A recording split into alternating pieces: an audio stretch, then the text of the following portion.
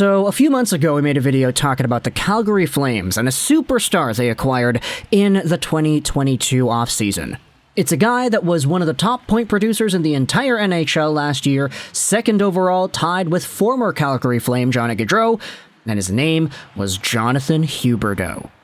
Now, the thing with Huberdeau was we had talked this entire time about how the Calgary Flames lost out on Gaudreau, they lost out on Tkachuk. Both these guys didn't want to be here. Gaudreau ended up leaving via free agency, and the Tkachuk trade was one for the ages. Probably the biggest trade we have seen in the NHL for a long time. It's been years since there was a trade this big. But Tkachuk got sent over to the Florida Panthers in exchange for Jonathan Huberdeau and Mackenzie Weegar. There are some other things thrown in there as well, but that's essentially the meat of the trade. The Flames also used the money they freed up by not signing Gaudreau to sign Nazem Kadri, and this is sort of where things get interesting. Because a few months ago, we made a video talking about Jonathan Huberdeau, the former second overall point producer in the NHL with 115 points in last season's worth of play and only 80 games played, and we talked about how Jonathan Huberdeau was kind of mid. Now, that's a pretty colloquial word. I know a lot of people who are older might not be familiar with how to use mid, but mid's pretty much an adjective used to describe something or somebody that's sort of in the middle of their classification. So it's kind of mid. It's sort of average. Jonathan Huberdeau, at the time of recording that audio, was going through a pretty meh sort of season at that point. His production wasn't fantastic. He wasn't on pace to getting anywhere near that 115-point mark. And we just kind of said, you know, there's a lot of adjustment that needs to be made from going from Florida to Calgary, not just in terms of the team and the style and the on-ice play, but in terms of your environment. Sunrise, Florida is definitely not Calgary, Alberta. There's a difference in temperature, there's a difference in media, there's a difference in the fans, there's a difference in the landscape. Everything is sort of different, and when you're playing in Florida for what is essentially a decade for Jonathan Huberdeau, going from a system that allows you to be one of the top players in the NHL points-wise to a Calgary system under Sutter that's a lot different, you can give the benefit of the doubt to Huberdeau and just say, yeah, no, he's got a little bit more time to adjust before he really finds his game. But today, it's been a bit more time since we made that prior video, and Huberdeau right now, in the midst of his 5.9 AAV year, the last year wherein he's making this amount of money, next season he starts off making 10.5 AAV till 2031, Huberdeau in this season's worth of play has 33 points in 47 games played, 10 goals, 23 assists, and the point production pace is abysmal.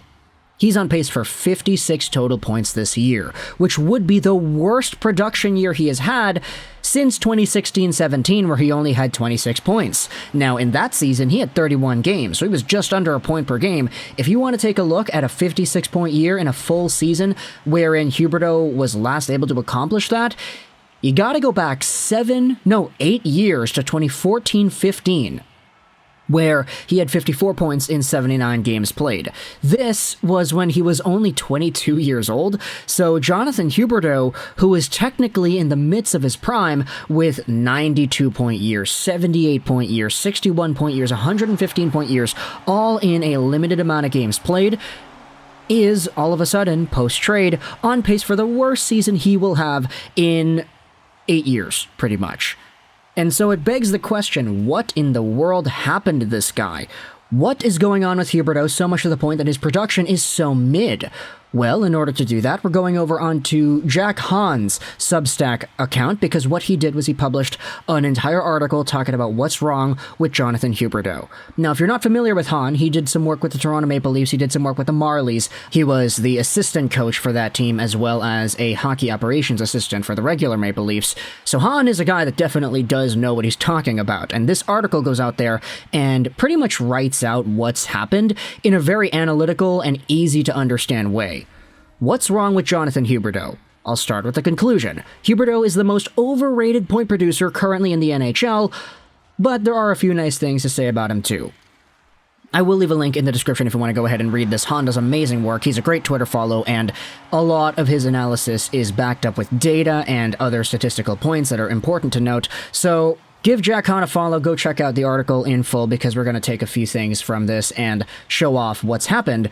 Huberdeau, though, is apparently the most overrated point producer in the NHL. But Han opens up this article talking about how his 3-on-3 play in overtime is actually really gosh darn good, how he has everything to be a dominant player at 3v3. He's fast, strong, incredibly dexterous, and shows a rare flair for feathering passes to teammates on quick counterattacks. Many of these traits carry over to 5v5 play too. However, the game that Huberdeau wants to play doesn't match up all that well with 5v5 hockey, especially the 5v5 hockey practiced by his current team. Linked is the JFresh card that shows that Jonathan Huberdeau is at a current 21% wins above replacement number, and that's a drastic drop-off from a guy that was at 115 points last year. Han writes that this season, Huberdeau is still able to pass the puck into scoring areas at a high, if not elite clip. However, everything else has gone down the toilet. He's not able to get shots off, whether off the rush or off the cycle. He is not able to create time with the puck leading to controlled entries, and his exit contribution remains average, indicating that he hasn't made tactical trade-offs to favor the build-up phase of play. And this is where Han goes out there and makes his money. This is where the slam dunk comes in with this article. What's happening with Huberdeau inside Daryl Sutter's defense-first system is what many feared would happen last year with Johnny Gaudreau. Because of how tightly Sutter wants his team to play, Calgary skaters don't have much space to work with on either side of the puck. Everything is a grind. No one gets easy speed off the rush to get to the net. Gaudreau ended up having a great 2021-2022 regardless. Despite his lack of size, Gaudreau is actually one of the most difficult players to contain in small areas. If you look up the definition of slippery in the dictionary, you'd find a headshot of Johnny Hockey. And Huberdeau is not that at all. There's a lot more in this article that dives into what specifically about the systems is it that prohibits Huberdeau from doing well, and I will leave a link in the description, as I said, if you want to read this yourself, but there's a lot going on in response to this article, and what a lot of Flames fans are saying is the case here. It's playing with Milan Lucic for an extended amount of time. Obviously, Lucic isn't really going to help a player like Huberdeau excel offensively. Then there's the opposing argument that says that Huberdeau has played 418 minutes at 5-on-5 without Lucic and only 186 minutes with him.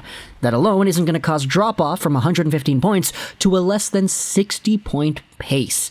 I don't think Lucic is helping, but if you're paid to be one of the best players in hockey at 10.5 AAV, one bad line mate less than 1/3 the time shouldn't crater your numbers like that.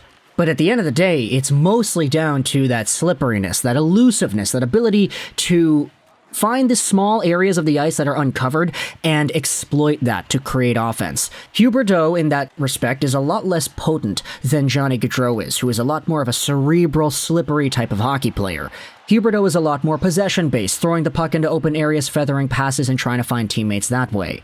It's a lot different from the slipping and sliding and cutting into dangerous areas playstyle that Johnny Gaudreau exhibits, and you could definitely see the impact of how that affects the Flames and their top line. And now it's at a point where you really have to hope that Huberdeau eventually becomes good again to the point that that 10.5 AAV is justified. Because if Huberdeau ends up getting, let's say, 60-65 points for the remainder of that contract, then all of a sudden, I mean, that's so bad that you might even be thinking about a buyout by the time he's like 32, 33 years old. I mean, Huberdeau right now is 29, so give it a few years at 10.5 AAV getting X amount of points, and who knows, we're probably looking at a very bad sort of trend here. My question is, though, who goes first? Is it Jonathan Huberdeau, who declines so steeply over the next few years that he eventually gets put in an unfavorable spot? Or is Sutter gone and his coaching style, and brought in as another coach that actually allows a player like Huberdeau to succeed and play the puck like he did in Florida and not really have to get all tight like he does in Calgary?